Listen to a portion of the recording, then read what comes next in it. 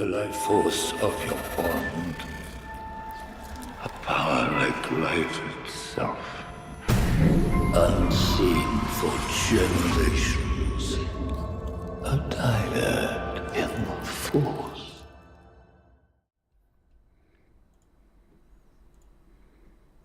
Hello everybody, welcome back to another episode of Dyad in the Force, episode 163, the one about the shadow clones.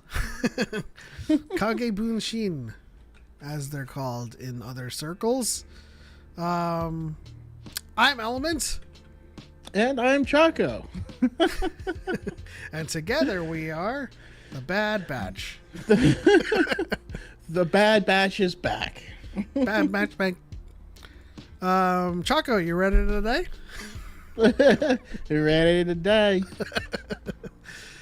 Shout out in the chat on the YouTube side, NP, Darthman86, and Conspiracy Cantina. Hello. Kenny saying, I'm making it clear now Cody is Clone X. The story makes more sense. I read that on TikTok side. We'll be addressing that. If you want to call in, you may for this episode. Shout out to people on the TikTok side. Your mother's favorite child, Justin Crandall. Yo, love your content, man. Wish more people in the Star Wars space. I suppose at the end of that says could see it. So I agree, and thank you for the support. Blue Eagle Gamer says, nah, for sure, Jar Jar under the helmet.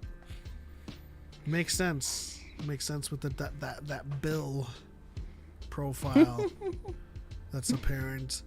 How you doing, Choco? I'm doing all right. Yeah. I was thinking about this gentleman, Richard Armitage, and I know he's got brown hair, and we kind of need a blonde, but if we're going comic accurate, but I'm casting him for Sentry. He's like the Marvel analog to Superman, but he's more of a dick. I just saw the picture. Oh. What he's laughing at is we were talking about Wolverine before, and of course, as we all know, Wolverine's mask is two Batman kissing. So I sent him that meme, and it makes sense. It's glorious. It makes sense. Vander says, I would like to thank you for expanding my knowledge on the sequels. You're welcome. Appreciate that sentiment. We're just here to share information. Exactly. Have good conversations. Most people attribute either Choco and myself as being sequel defenders, but the reality is we only have one of them in high regard. The other two middling or kind of at the bottom of our favorite list. But aside from that, we like to talk about things that actually happened. So, But I'm glad that this knowledge is falling into good hands. For the longest time, I'll say this for myself, for the longest time watching Star Wars content on YouTube, it was for the longest time watching people read Wikipedia articles with no context or largely incorrect. Which, by the way, I did that once. When I started making content, I had a thing on my end where, because I wasn't working and stuff. So I had a thing where you could send me, $1 and something to talk about. And there was one thing that was something I just didn't know. It was from a game I didn't play. And he wanted me to make a video on it. But they paid $1. So I did, and I tried to just look it up on Wikipedia, and I felt so weird because I couldn't verify anything. I had no context to it. It was really bad. I don't know how people can. I don't know. I mean, I think that's largely how most sponsored ad spots or ad reads go, in terms of this video is sponsored by, and then this mobile game that just came out, and then you're and then they're just they look down in their view, but they're just playing the key footage that they were provided, and like you can customize your characters, you can join raids, and you can attack these awesome ass monsters and bosses. They're just reading off of a script, and I can appreciate that, get your bag, but I don't think for a minute those people actually played their games. It's just those are ad reads. But not when it's harmful to the franchise that Of you course, supposedly love, Yeah. Kenny says, this is Wikipedia, not a credible source for info. Think of it as a for dummy book. It's for those who just need to know, but without context. Wikipedia is a fantastic, source to get sources. Well, yeah, it's a resource. It's not a source. Yeah. If you're not scrolling down and seeing where that thing comes from, then you're not doing it right. That's what I'll say. Yeah. So I mean, full transparency, full disclosure. If at all I'm asked about anything that I'm like very, very iffy on, I usually don't answer any questions that I don't have the explicit answer to. But if I don't, like, if it's been a long time, I will go to Wikipedia and then I will look at where that thing is from, like the book. And 9 times out of 10, I will have read the book. I just need to know that it's from that book. And it rears its head largely when it comes to comics, because you're like, wait, is that from the 2017? Is that from the 2020? Yeah. So, like Choco said, it's a good resource. Try to get go to the sources itself. Like when you see a statement declaring something in Wikipedia, that statement is not true. You have to click on the little footnote that tells you where it's from and read it for yourself and see if it is actually true. Obviously the start of a Wikipedia article is Yoda is a force sensitive. It's like, yeah, that's true, but it's like, if there's anything that's kind of like, consolidating a story from a comic, typically there's some details lost. In this episode of Dyad in the Force, of course, we're talking about episodes 7 and 8, Infiltrate and Extraction. And we were yet again wrong about our predictions. I'll have our reactions up maybe today or tomorrow, but as it says, we're just like, oh, are they going in already? But of course, it's the Bad Batch lies to us or pulls one over our heads. Let's see. But I do want to bring attention to something that's important to me and important to my people. I've never said that before. This is important to my people. What people? So what you guys are looking at right now is a Kickstarter for a Filipino horror comic called Balik Bayan: The Return, and it is about a family who it says here, Hereditary meets The Wailing, when Ben and his father return to the Philippines to confront the spirit cursing their family. And Balik Bayan really just means returning to one's country in Filipino. And often people like me, Filipino Americans, send back boxes to our families back in the homeland, called Balik Bayan boxes, and it's just like food, snacks, and old clothes and stuff. We just send back the riches from here to the family back home. But this is a horror comic that has 5 days to go, and it is less than halfway to its goal. And any super chats for this episode of Dyad in the Forest, we will be forwarding to this project.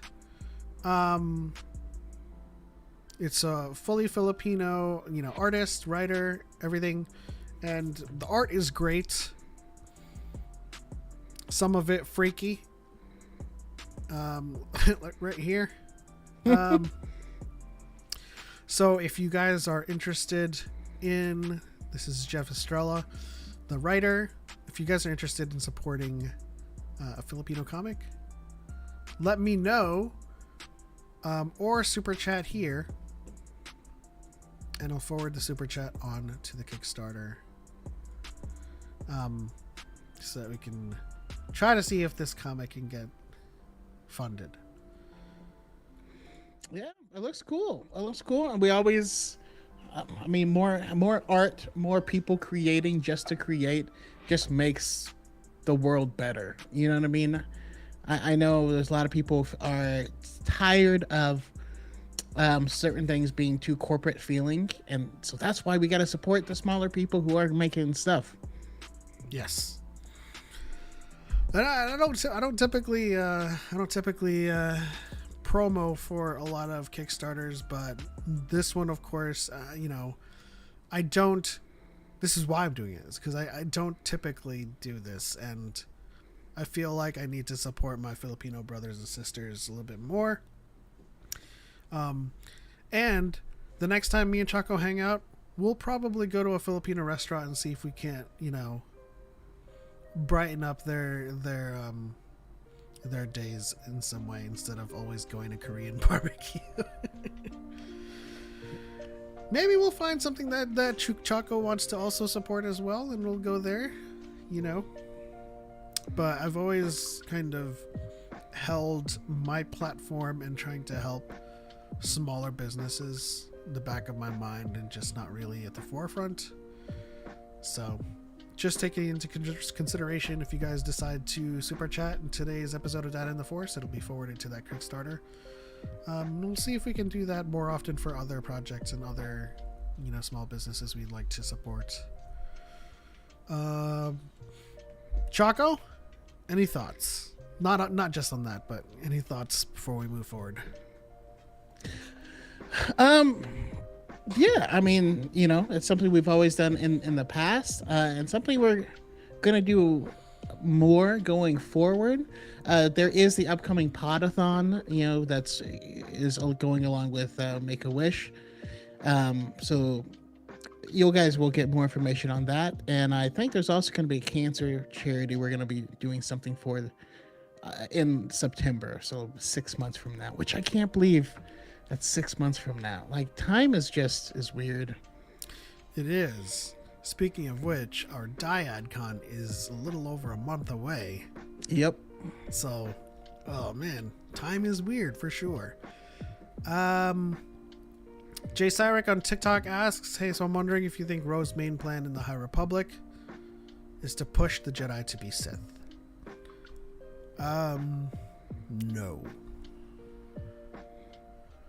I think this is strictly an agenda of hatred, based entirely on misunderstanding Marta Roe's misunderstanding of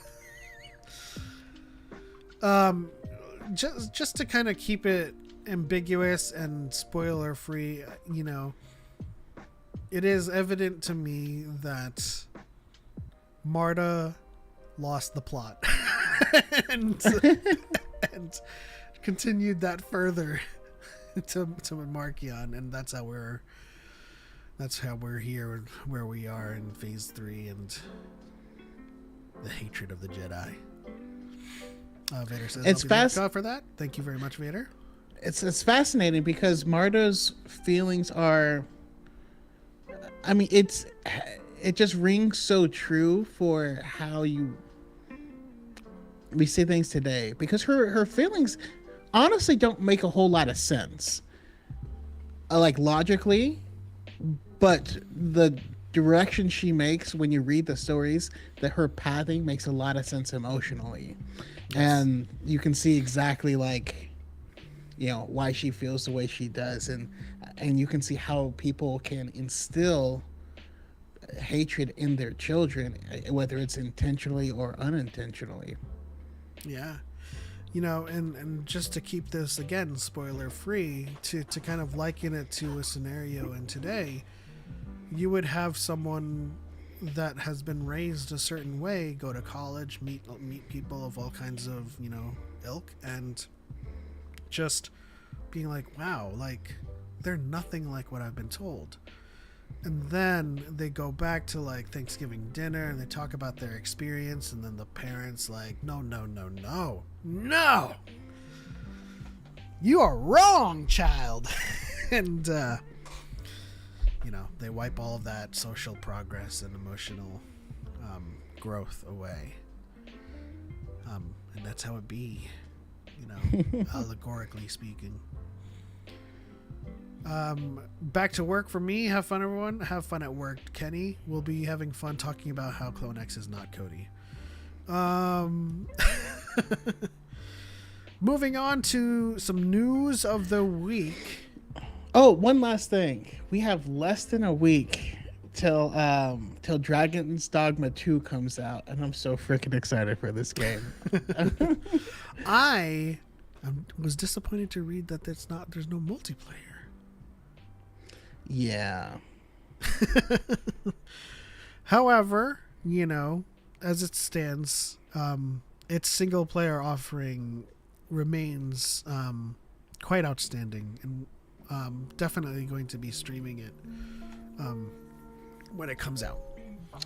One of the things that's interesting is, for one, like I said, there's not going to be any markers. You're supposed to live organically in this world, right? So rather than fast travel from this point to this point so you can pick your 6 berries and then run back or whatever, the journey is the game. You can choose fast travel where you hop in the back of someone's wagon, but then you might get overrun with bandits, and like there are romance options with some of the people, but it only is an option if that one character is open to it, and if you get their relationship up to a certain level, and if that opportunity pops up. So it really seems like every single person's playthrough on this game is going to be entirely different.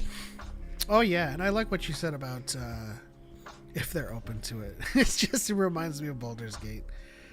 No, everyone's down to clown on Baldur's Gate. Just like, you go off and you explore some dank dungeon, you come back and you're like, hey, how's it doing? It's like, I don't know if I've ever felt this way about anyone before. I'm like, excuse me, you've been at camp the whole time, sir. So where is this coming from? Yeah, it would be cool to see. Gale, why are you so thirsty? We could see how Dragon's Dogma 2 does romance and see if that's organic as well. But moving on to our next segment, some news of the week. We have some news that, and this one goes out to Chase. Forward into the black, Rogue Squadron is back in the slate. Once again, confirmed by Patty Jenkins to be in development again. As it was known back in the day, there was scheduling conflicts with Patty Jenkins and Wonder Woman 3, and since Wonder Woman 3 is not happening, she's back on and has signed a new deal with Lucasfilm to develop Rogue Squadron. Choco, what are your thoughts on this? Has it been too long? No.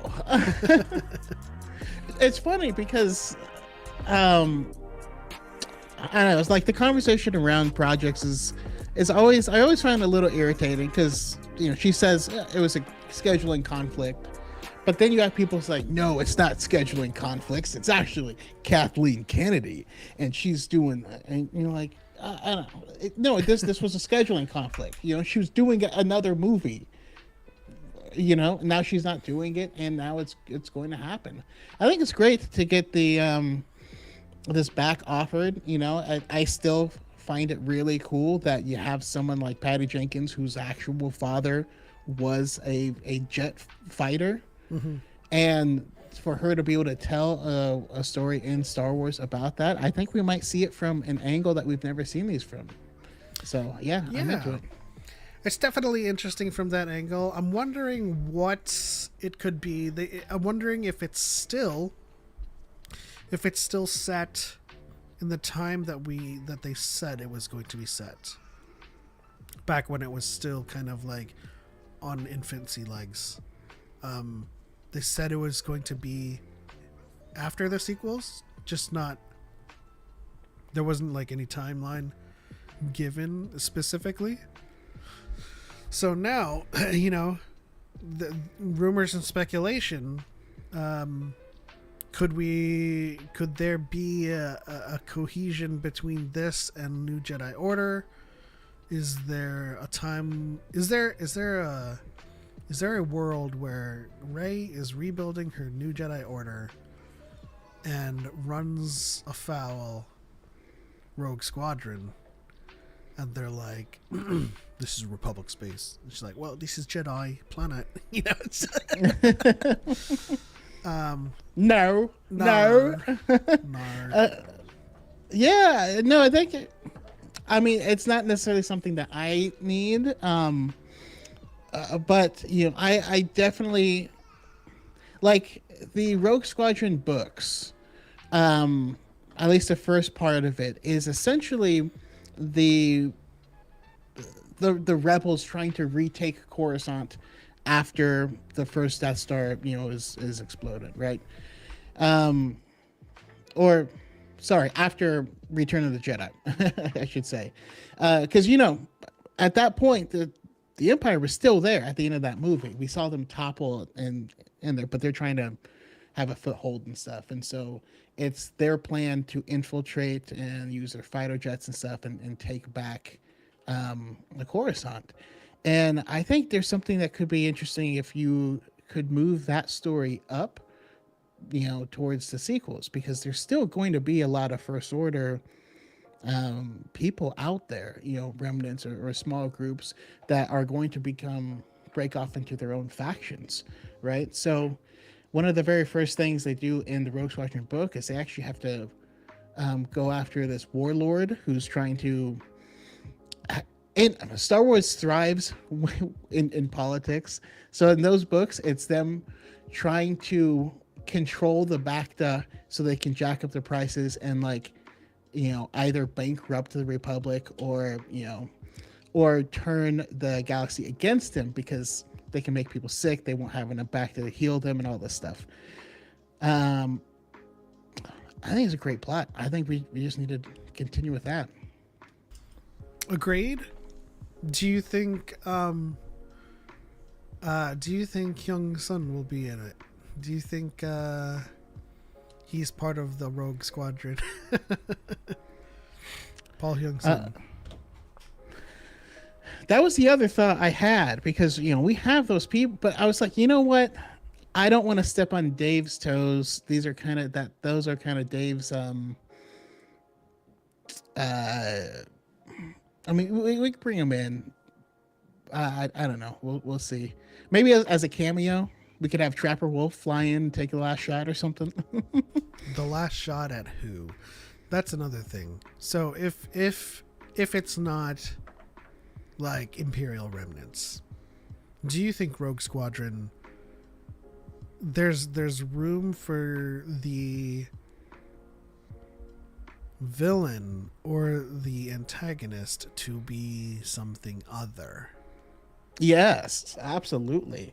Especially after reading the book Bloodlines, there's still going to be senators that maybe didn't back the First Order, like they did in that book, but have strong feelings about having going separate, or maybe even considering breaking off from the Republic altogether. And so you could also have this kind of fractured galaxy, because we still haven't seen the full aftermath of the Hosnian Cataclysm. And so you have these entities that are separate, not sure what to do because the leadership is gone. They have their needs, they're butting up against each other. So there'll be a need for someone or something that can kind of calm everyone down. But you'll also have the criminal factions who are going to take advantage of the Republic scrambling to rebuild itself. So they're going to start growing as well. I think there's a lot of room in mid outer rim, especially. Another thing that we have to consider is, like you said, with the, with the Hosnian Cataclysm and the aftermath of that, is where is the Republic operating out of? Is there a Republic? And that's why I was thinking we could have him have to retake Coruscant.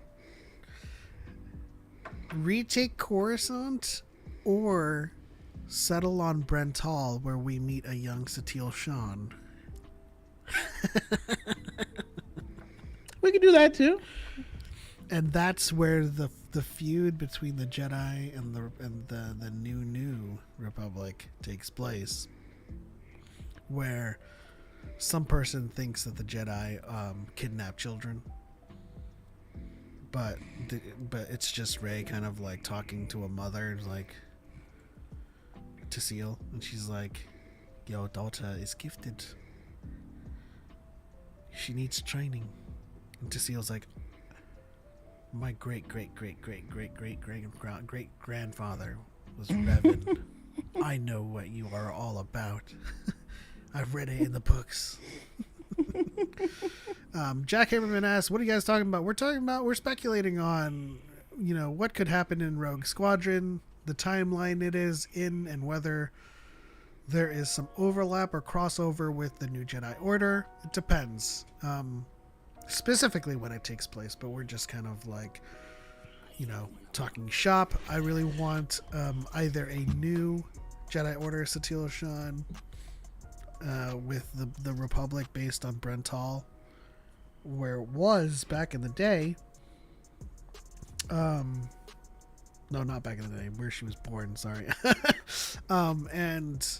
and slash or Satele Shan's an Old Republic, I just gotta find a way to make the conversation about her at some point.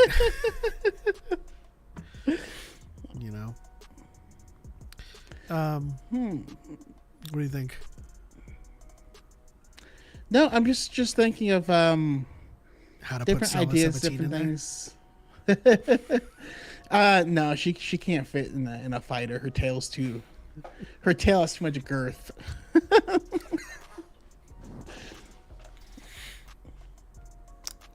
Well, what else? I mean, lots of things, especially if you read the X-Wing books. Like, one of the things that the author really excels at is describing what it's like inside of a cockpit, and they're doing that in a book. So if you can capture that,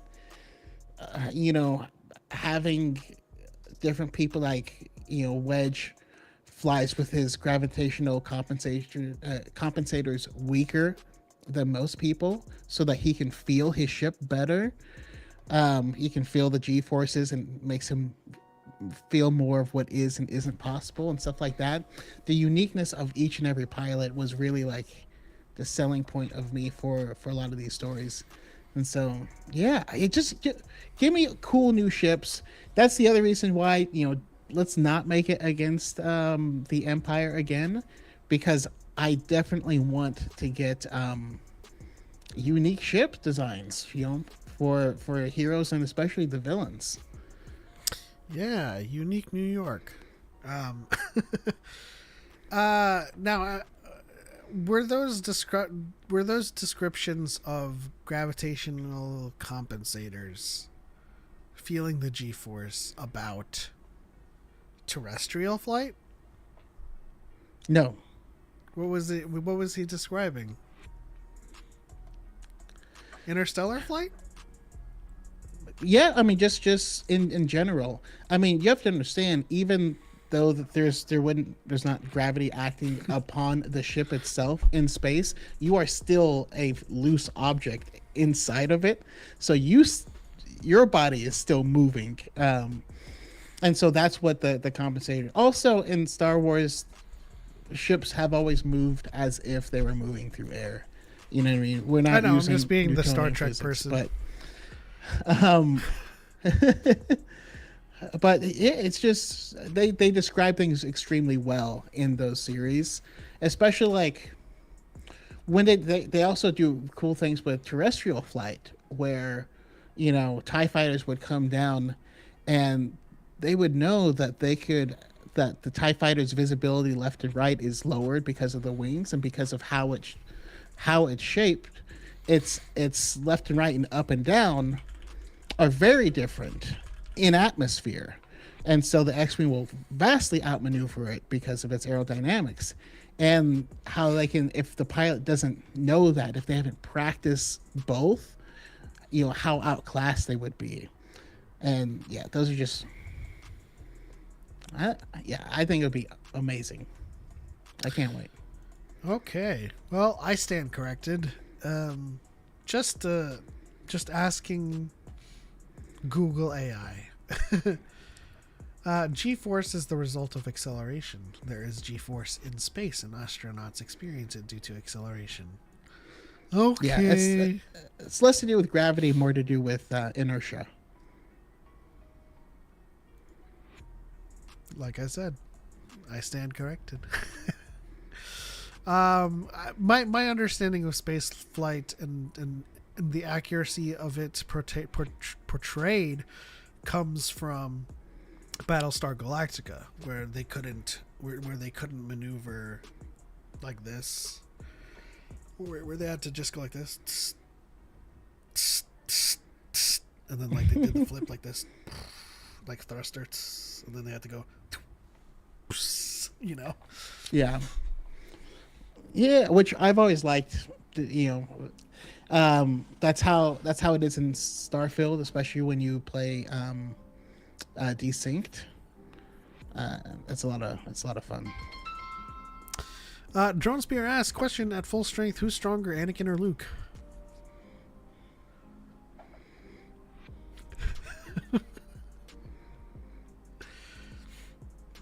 Let me put this up again. At full strength,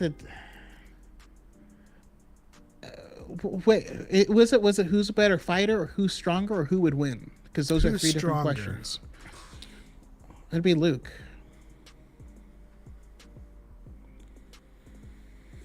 I mean, there's no avoiding this.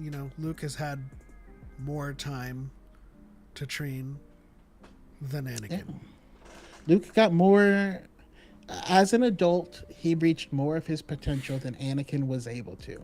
Now, we don't know what the peak was, but while Anakin did get stronger as Vader while having less potential, less headroom for growth, Luke didn't have that problem. And I've mentioned it before, but I love in Shadows of the Sith where there's someone who's having a vision, like a dark vision, and he has to pick him up with the Force to keep him safe. And for Luke, it takes all the concentration to not like crush his body with the Force because he's so powerful. Yeah, like DePaul says in the YouTube side, we never seen either one bench press anything. So. It's pretty straightforward for me. Anakin started at 9 years old, had about 10 years of training plus 3 years of practical combat. I think Luke started with an hour of training plus a couple minutes of practical combat, 2 weeks of training, plus a couple of years of practical combat and practical training, plus whatever the hell you did in 30 years. That's just a lot of studying. That's a lot of training. That's a lot of, whatever he was doing in Shadow of the Sith. There's just, he's had a full life of being in the light and studying the old scriptures and just meditating and training. And I would liken him to someone like Mace Windu, relatively speaking. He still didn't have classical training, but he's had as much time as any Jedi Master would have had as a master. Whereas Anakin, Well, also, like a knight. I gotta say it, but we vastly overrate classical training. I rate it as much as it has value in the fact that you had like hands-on training from actual masters. Yeah, absolutely, absolutely. But what I really mean by that is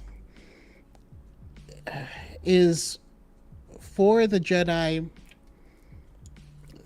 lightsaber combat and stuff was largely ceremonial, right? And I always like that. That's kind of why they do a lot of unnecessary spins and flips and stuff like that, because they'd be just like us, practicing a routine and stuff like that, just so they can connect better with the Force, versus like old Republic Jedi, who it was war with an army of Sith. Everything was practical. Like it's that's just learning.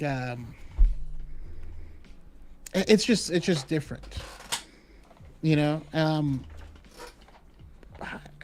I think I'd argue that the way that Luke learned is more conducive to effective Force use because all of it was practical the entire time.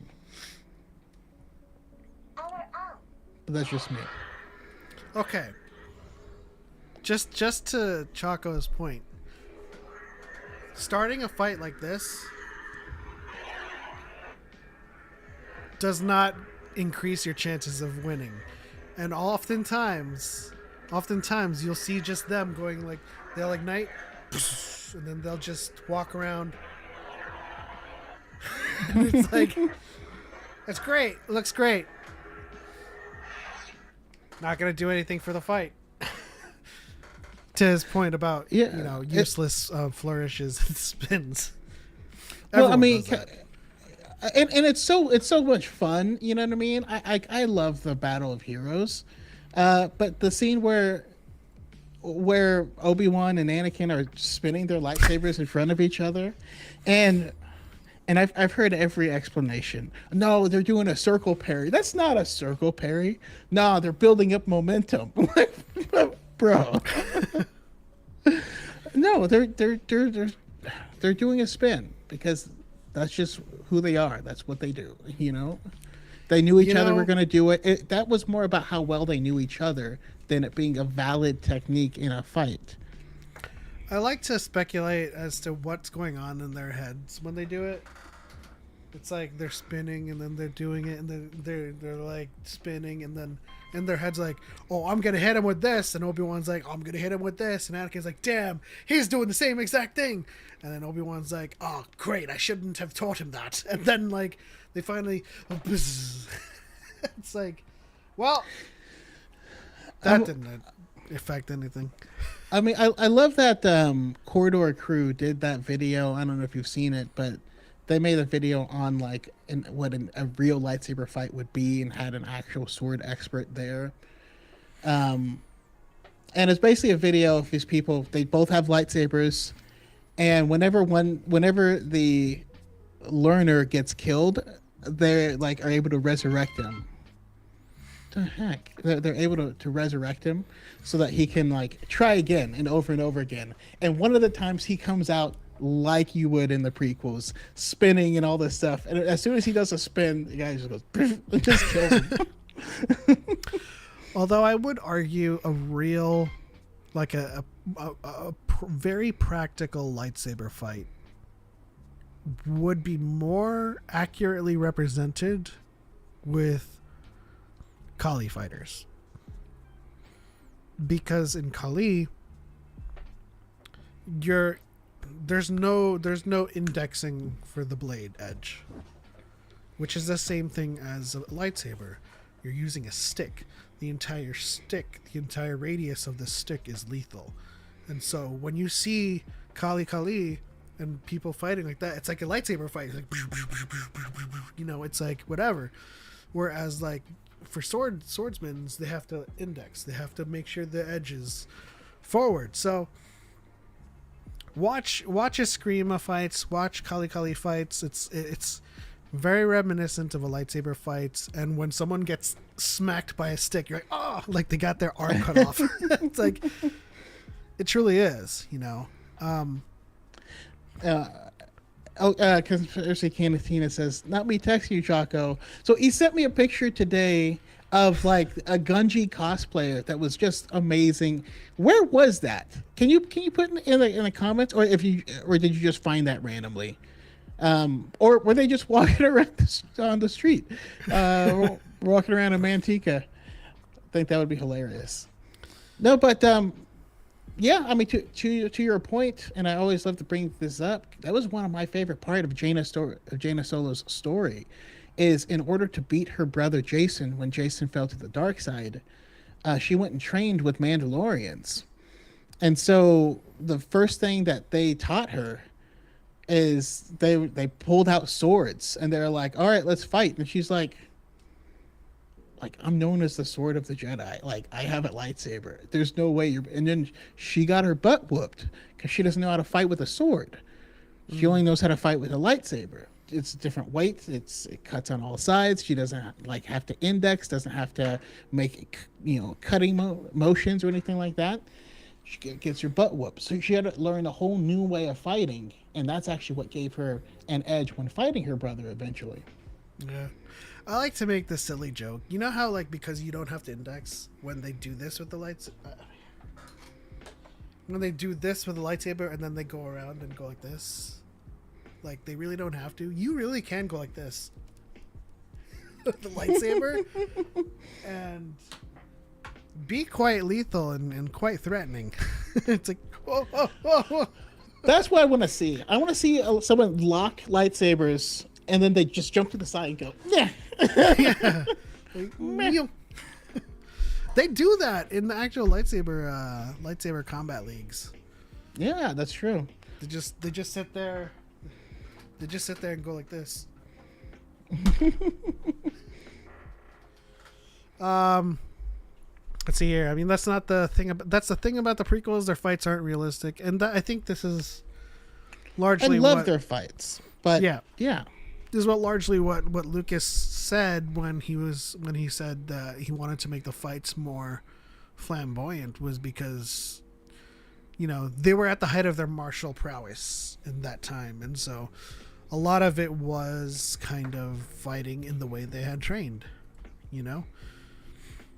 But I mean, like right now, go watch a katana contest. You'll see the people go to their mat and they're doing chops and stuff, but they'll be doing flourishes, they'll be doing flips, and it's super cool. That's just not what you would do in a fight.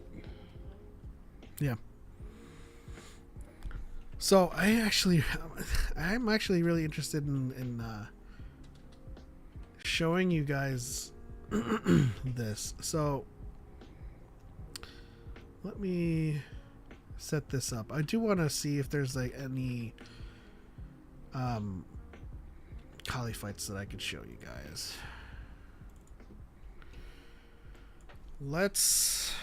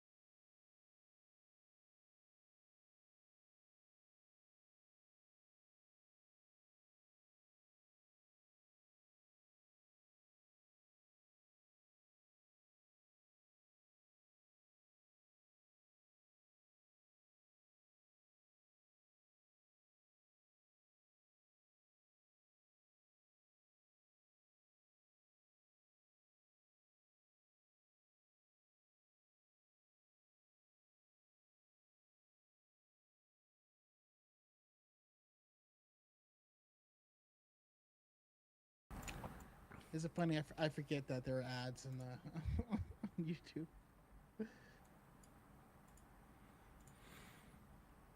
Let's see here.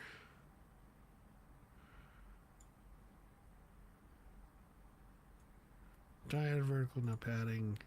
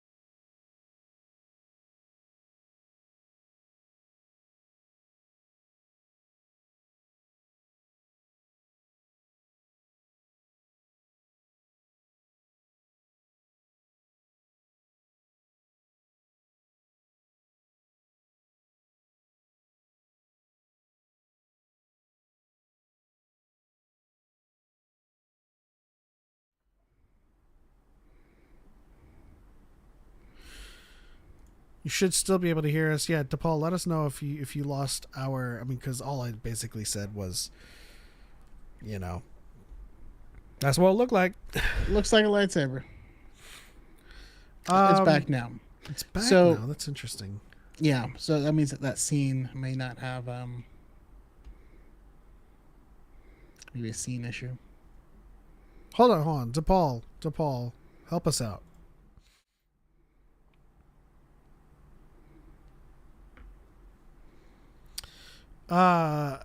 Do we not have sound on this right here? Our mics?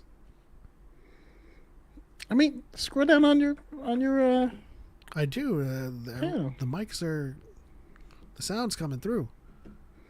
Okay. Okay, you do What's- hear us. Jesus. Anyways,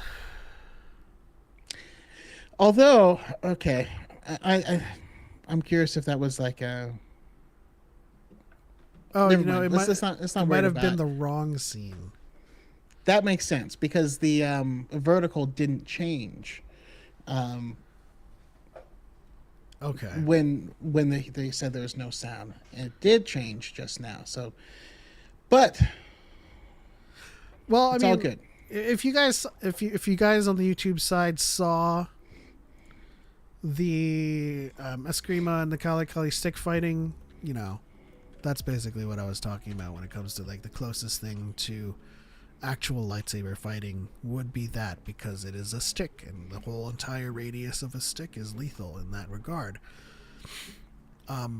Which I found it funny when I got into a pickle with Big Bang Mike. He challenged me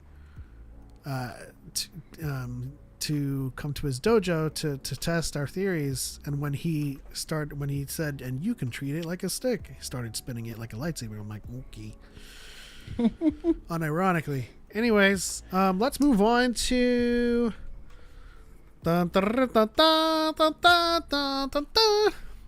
Batch episode 7, episode 8, Infiltration and Extraction. These two episodes We're so freaking were cool. bump. Tell us, Choco. They were real good. Preach gospel. They were good. No, I was saying this earlier, but the cool thing about these episodes is, there was a lot of action. We got to see a lot of the clones that we love, and this episode really did feel like an episode of the Clone Wars. And the thing that really clicked for me is that's why I love the Bad Batch so much. Is like, if this was on the Clone Wars, it would just be these two episodes, which would be action packed, but we wouldn't be as invested because we wouldn't have the whole story of everyone there. We wouldn't know what came before it, and we wouldn't know what comes after it. We would just see this conflict isolated, and then we would jump to the next one in the next episode. And I love that we get time to breathe. We get time to get to know each and every one of these players, so that every part of this feels a lot more weighty. Yeah. Especially when there seems to be a lot more clones than we've known in history prior to the show that are fighting against, well, what they've been programmed. I think there's only a couple of clones in canon before this. Styles, or no, that was Gray, right? Was it Gray in the last Padawan? Oh, yeah, there's Gray. Who else did we know? Well, I don't know exactly what group you're looking for. I'm just looking for a group of clones that fought against their chip. And we didn't know for the longest time. We have Hauser there, we have Gregor, we have a whole platoon of clones hiding out on that what appears to be a Bomar monk temple, because it kind of resembles the Jabba hut, the Jabba palace. Well, that was that was where they Anakin and Ahsoka scaled in the first mission in the Clone Wars movie. Oh. Wait, they weren't on Tatooine? In the episode? Oh, no. With Jabba, they're on Tatooine, yes. But before that, you remember they had the walkers that shot the hooks, and they were climbing up the side to scale the temple, and Ahsoka jumps on the windshield and is batting away things. Yeah, no, that was one of the first things, and that's one of the things we speculated about, was why are they here? This is where the Clone Wars kind of started. Okay. Well, it is a Bomar monk temple, though. Well, aside from that, there's a huge contingent of clones with Rex. And it's a lot more clones that than we've come to know that have risen up against their programming. Yeah. What were you gonna say? They were on Teth. Teth. We've been to Teth. Yeah. On Jedi.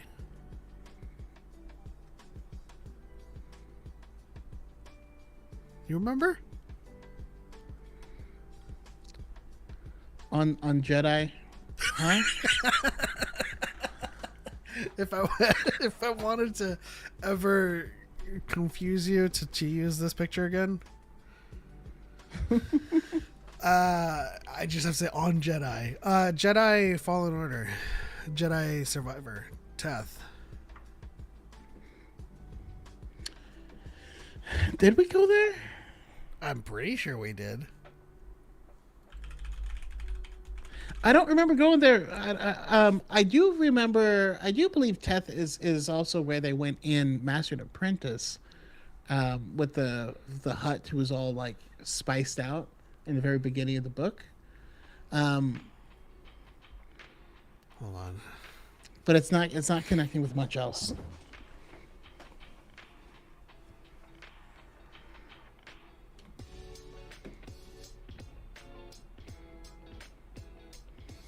I thought it was. Okay. No, it's just the Teth Monastery. With Asajj?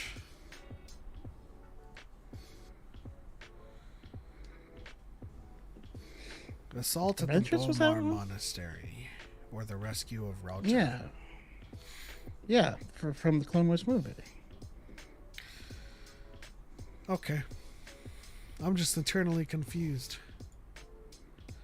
Yeah, Rada was being held there, and so they scale it. They got him. They call him Stinky, and then they return him. Where did we go in Jedi's Fallen Order? Or Jedi Survivor?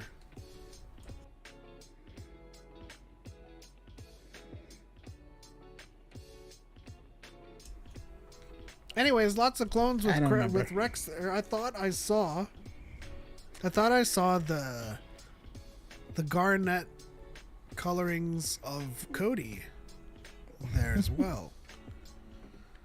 So I definitely didn't see Cody. You know, it was funny. There's a few clones that were like, I was like, oh, who's this? And I'm like, oh, that's why I don't recognize him. Because they were sending him through a meat grinder. Yeah. But you know, there's this ongoing theme in the two episodes. First and foremost, they meet up with Rex at the Bomar Temple, and they have been attacked by what they're referring to as shadow clones, or their group is called the Shadows. So I call them shadow clones. And Not Shadow Troopers? no, well, they could be shadow troopers, but they're all clones. Yeah. So Rex and his contingency capture one, and of course it is a clone. They unmask it to be a clone, but something that happened in the episode earlier on in the episode with the shadow speaking, where their voice was augmented, and it sounded a little bit of a mix of all of the Bad Batch. There were moments where it sounded like Crosshair, it sounded like Tech at some point, and it sounded like Hunter. So are you saying that it's D. Bradley Baker in the mask? Yes. No, we'll get to that when we get to the shadow segment, because there's a huge conspiracy theory that I have there. But an ongoing theme in these two episodes is the mistrust of Crosshair. He has largely, for the most part, earned a bit of trust with Hunter and Wrecker, you know, since the past episode. And he's trying his best in this episode to warn them. He's like, you captured one. And he's like, yeah, he's in the bag. He's like, they're tracking. They're going to be on us. And then, like, they go back to interrogate him. And then there's like, you know more and you're not telling them. And so, of course, you know, at first we're like, yeah, of course, he's going to try to sow distrust amongst this group. So he's just putting Crosshair, for lack of a better term, in the crosshair of everyone there. But Crosshair's the one that's warning them. It's like they're tracking him. It's like we scanned him. There's no trackers. It's like they'll use something more clever. And while he's trying to warn them that they are coming, you know, people don't trust him, especially Hauser. He's like, a lot of people died because of you. I mean, he wrecked their whole crew, man. It was really bad. But like you have, it's kind of funny because we see it from the perspective of the Bad Batch, who this is their brother. They've been with him. They grew up. They came up together. They've been a team forever. And then you have these other clones where like you're like, that guy killed all of my friends. Like as close as the Bad Batch is how close these people were with their own crew. And he killed them all. And then they're like, trust him now. No, that's a hard pass. Well, on the other side of things, all of the clones that were activated as a part of Order 66 will have killed other people and other people would have lost people. So, from the perspective of the Bad Batch, a bunch of those clones have already killed their brothers. The clones that resisted the chip, the clones from season 2 that were running away from Tantus and being hunted down by Clone and Crosshair and TK alike, just by virtue of them being under the programming of the chip initially, will have done horrible things to other clones. I mean, I don't know how nice that would have come off from Crosshair's like, well, Crosshair did say we've all done terrible things. Yeah, but they're like, but bro, we were programmed. You straight up said you chose to do it. And he's like, yeah. He didn't say that. He said, I thought I was being a good soldier. Yeah. Or no, he said wrong. But throughout all of that, of course, the Empire did track them to the temple, and this is where we find out, these shadows are surprisingly skilled in not just one, but several skills, which is demonstrated by the fight with Crosshair in what I'd like to say the fight for Wakanda's throne. I was like, wait, is this? I knew it. I knew you were gonna do like. It felt very Dave Filoni to have it do like that, but obviously this isn't his show. But they often would reference other works quite liberally in the Clone Wars.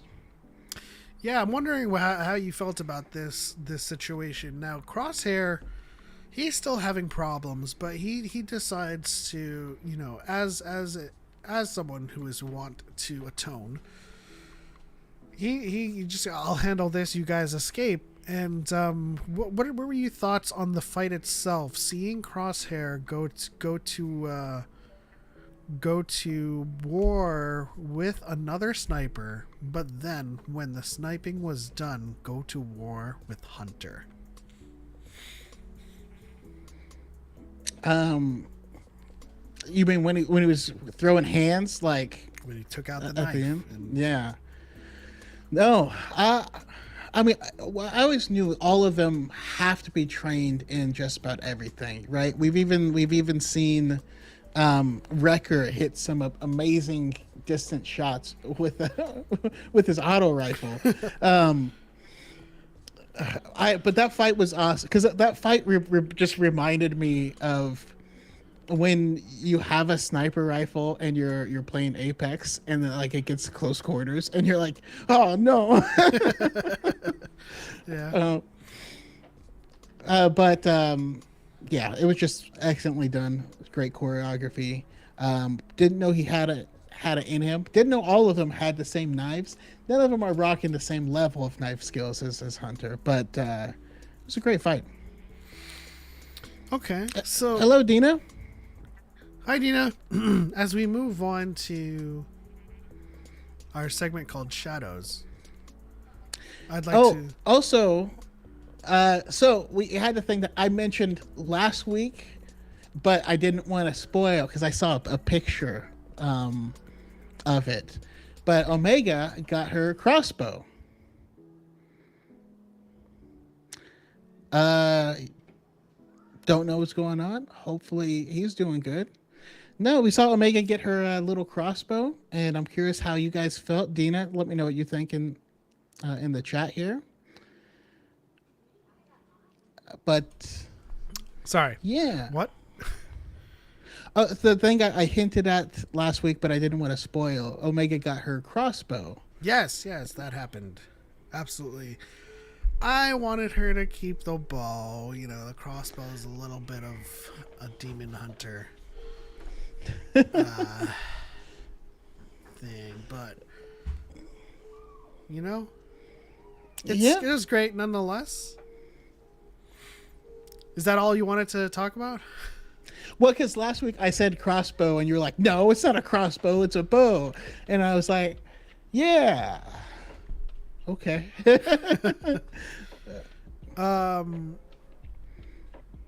Yeah. So let's move on to the segment called Shadow. Here's the shtick that I wanted to toss out there for you, and what I came to as during our reaction to this last two episodes. Do you think that these shadow clones are clones of the Bad Batch?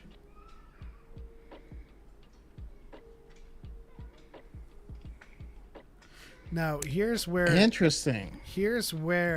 this conspiracy goes even further. You know how we were speculating last week that Tech doesn't return to himself and is in fact the one that does Hunter in. Could it be because that is not Tech? Could it be that for all intents and purposes the memory wasn't wiped? The memory is not there because they cloned Tech, they've cloned Hunter, they've cloned Crosshair, they've cloned all of the Bad Batch into the Shadow Troopers, trying to create the perfect Shadow Assassin clone. And so we have someone here that has pretty great marksmanship, some pretty great hand-to-hand with the likes of Hunter, and we may come to a point where the Clone X, or Bug Eyes, what we're calling them, is more of the tech-savvy clone, and they think that's Tech. I mean, the way he was, his bomb planting stuff felt very Tech-like. Mm-hmm.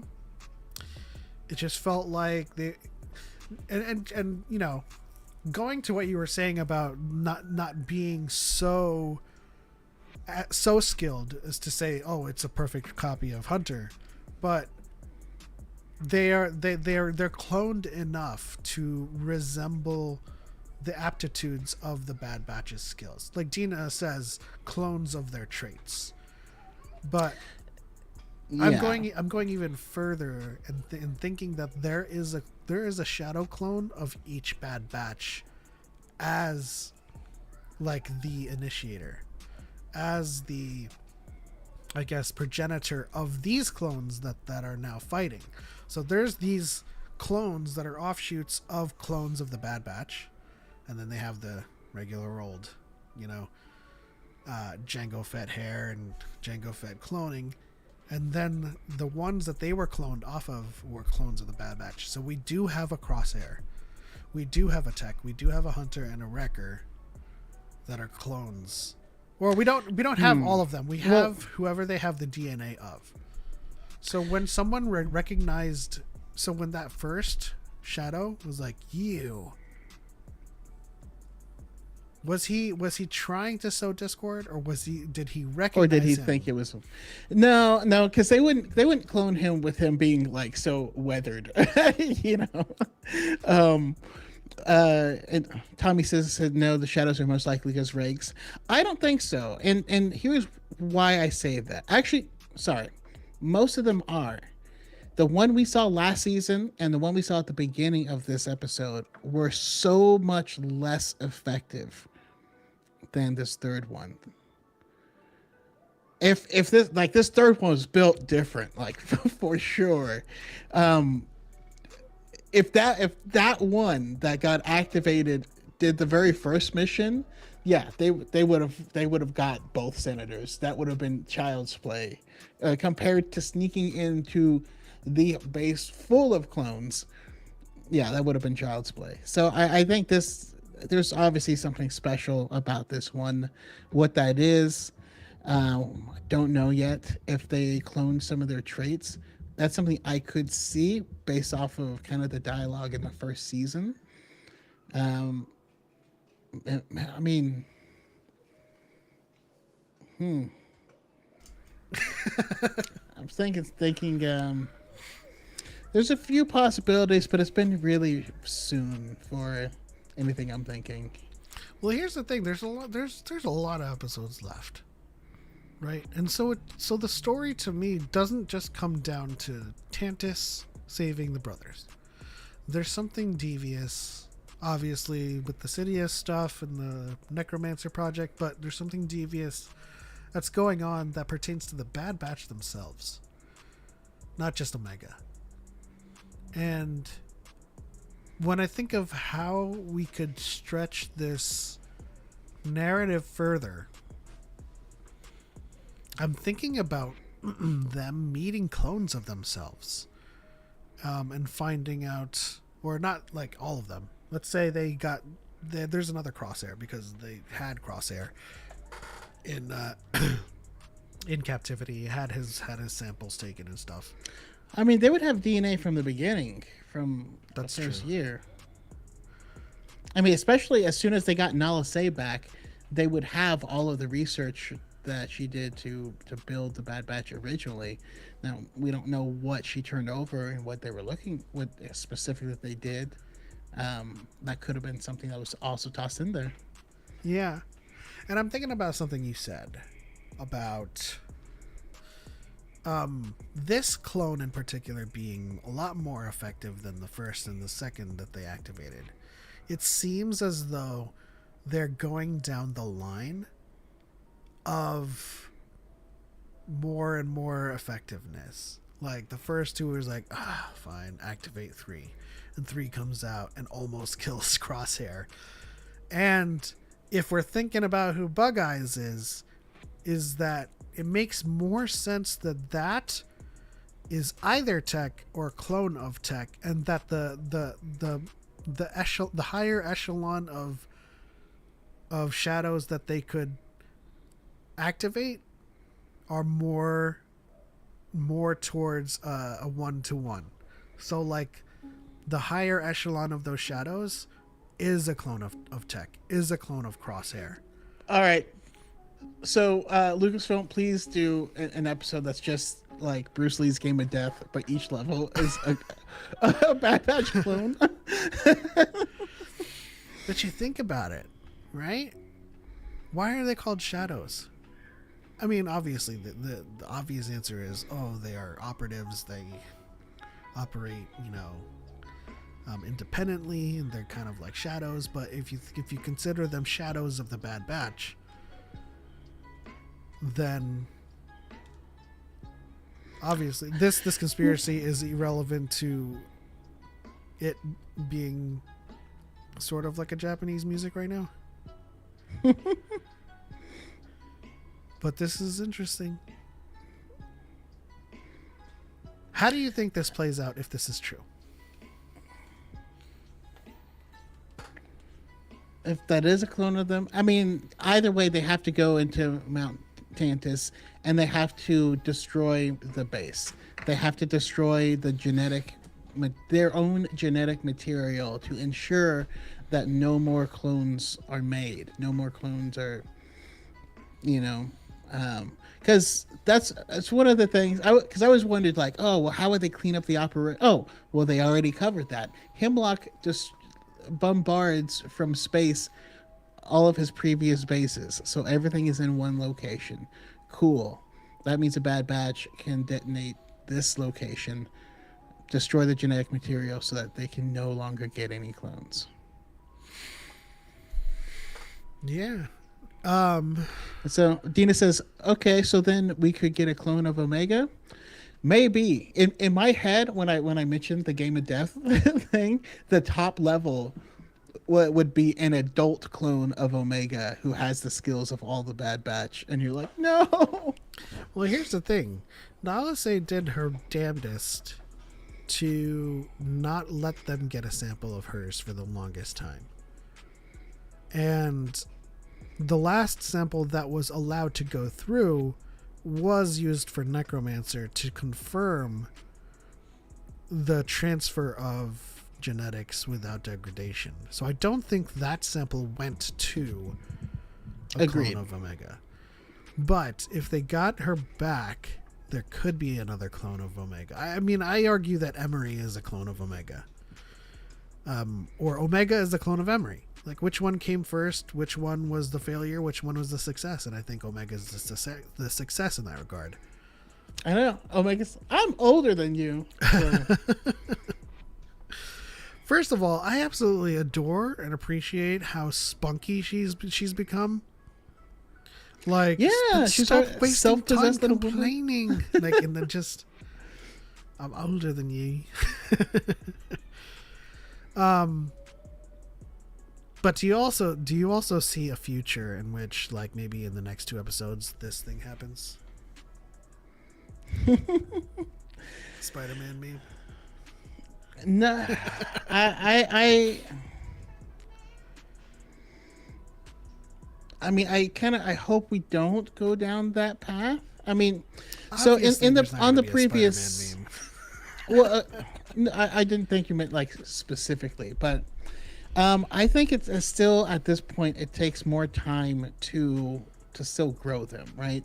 You know, in the last base, we still had some young clones that were still growing up. Yeah, yeah. So I think it's too early, but I wonder if they have developed in a way, the way they're trying to be able to add metachlorian sprinkles. If they can like give like a crosshair booster shot into a reg or something. I'm curious what they're doing with it. Yeah, that's going to be my ongoing theory as we approach the second half of the season. I think it's going to be kind of rough if, at some point, it's either Tech or Crosshair there's going to be the Spider-Man moment. Not the meme, but like they're going to be in Tantus and Omega gets taken away and Crosshair goes to save her. He's like, I'll handle this, because he's been a real freaking dad lately, or uncle. And he runs into the first shadow, not Tech, runs into the first shadow, and it happens to be a clone of him. And he's like, what's going on here? And then the rest of the Bad Batch show up, and then there's Omega and 2 Crosshairs, and they're like, oh no. Which one is which? I mean, well, question though is, so has Crosshair become more more daddy, or is he more baby girl? I don't know. All right, so give me your basis as to why. What brings baby girl into the equation? Vibes, like he's baby girl, like if you met him, as is, or the way you think of the character, like as if they were your daughter that you would just want to like love and protect from the world, versus someone being a daddy who has a whole different connotation, but the one that protects you from the world.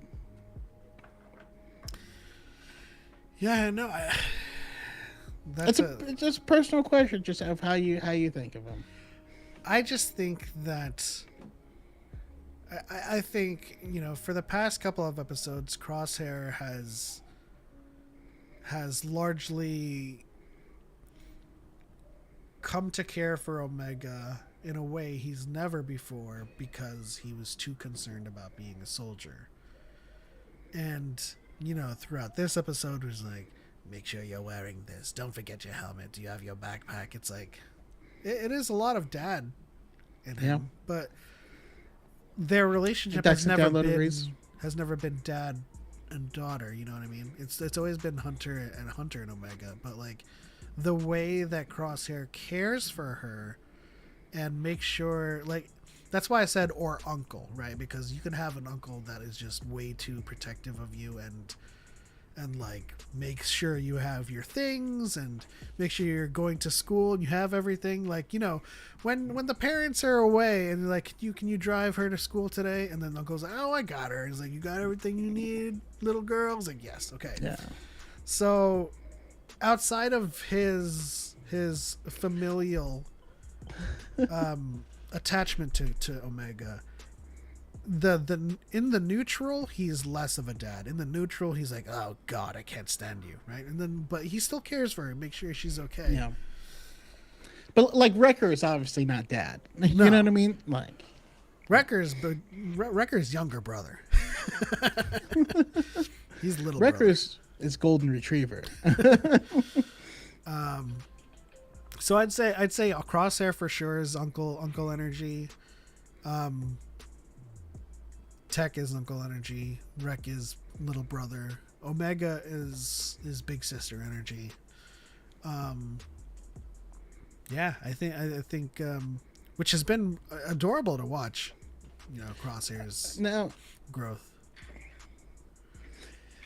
So kind of stepping outside of the shadow thing, I have a question for you. In this season, do we ever see Omega meet Boba Fett? No. Okay. Or do you think they don't even care about that angle at all? I think that there has been little reason for them to revisit Boba strictly on the basis of him being related to them by genetics. Because in Clone Wars, there was very little reason for the clones to interact with Boba. Yeah. I mean, Boba doesn't even self-identify as a clone. Right, and you know, I think for the most part he sees himself as special, the same way that Jango, you know, distinguished him from the clones. He's like, he's not my clone, he's my son. Like, he was specifically engineered to what Jango wanted in a son. Kind of like the Foundation. Yeah. And fantastic show. That's Brother Day. I'm Brother Night or Brother Dusk. Yeah, Jango trained Boba to think like he was his own person and his son. And if he had cared, you know, there would have been more stories to that regard, but he literally just interacts with the clones and the cadets to get to Mace Windu. But other than that, he does not interact with any of the other clones. He doesn't have any kinship with them. He betrays them on that episode. And I don't think on the basis of him sharing any genetics with Omega, I don't see a narrative where he just comes in the middle and is like, "You're my sister." It's like, nah, I don't think he even thinks that way. Not until after he's been awoken by the Tusken Raiders, the Tusken people, about life and existentialism. Oh, man. Word choices. That's the problem. Boba Fett got woke. You think, listen, if she does survive into that which means he learned empathy. I think if and I hate to say if, because then that just means that the opposite is also possible. But if she is alive in that, there's more of a narrative sense of him reaching out to her then and finding out about her than it is now. I think right now he's just the bounty hunter he is, just trying to get Crate's Claw up and running, and you know, that's it. What do you think, since you asked? No, I agree. They don't seem to be, have any interest in it, but I think it should. I mean, I think it should come up because he's alpha, you know. He's alpha, she's omega. They are unique in the fact that they are considered, the perfect ones. And yeah, as Tommy P said, Cad Bane and Fennec Shan are coming back. Um, Oh, so it wouldn't make sense for Boba Fett to be there too. But I mean, if it's a Crate's Claw thing, then it could be. I don't know. I'm just throwing it out there. Well, now that you mention it, Ventress is there too, and she used to be in Crate's Claw for a small bit. For a mission. Which I'm still mad that we don't know more about the freaking ninjas. Like, they're like drow, right? They're like dark elves ninjas, and we don't with amazing like throwing accuracy, throwing knives, and they ride a big giant centipede. I might want to know about them so bad. But that'll have to do it for our main segment of Dyad in the Force. Lots to think about, lots to talk about and speculate on in the latter half of this final season. We are looking forward to the next month or so as things gear up and accelerate towards our first community gathering, where we might potentially rent out a conference room at the hotel And yes, Tommy, that's what I'm talking about. and getting I guess a 4K projector and kind of just doing that, you know what I mean? Just have a whole bunch of chairs. We're gonna have to look into how much that'll cost. I don't think it costs way too much to rent out a conference room for an evening, but we'll see. I know a lot of people are flying into the gathering having not seen the finale, looking forward very much to organically reacting to it with everybody else in the community, so that'll be a spectacle in and of itself. Choco, is there anything else I guess pertinent you want to talk about before we wrap things up here on this episode? Not at all. Just great episode. I will be, on our reaction next week. Sorry I wasn't on there this week, but yeah, we'll be there. Awesome. Daxon says, if Uncle Sam hadn't decided I owe him more money, I'd be there next year. Unfortunately, the con will only happen when there's no con to happen. So next year is, of course, we're looking to go to Japan and definitely. So let's talk 2026. Yeah, we'll start planning towards 26. 25, Choco and I are actually planning to hopefully host a panel in Japan on the Force. We realize that not a lot of people talk about that, and from our last couple of celebrations, there hasn't been any panels talking about the Force. And I feel like that is the most misunderstood subject in Star Wars, as it pertains to the light and the dark and balance in general. I think based on the last couple of times Choco and I have talked about balance, the river, the water mills, and the dams, like, the entire comment section was blown away by this allegory, and we too were blown away when they wrote that into canon, and I was like, here we go. Are you guys watching our videos? What was it? I mean, by the way, that was the literal first conversation me and Pep had.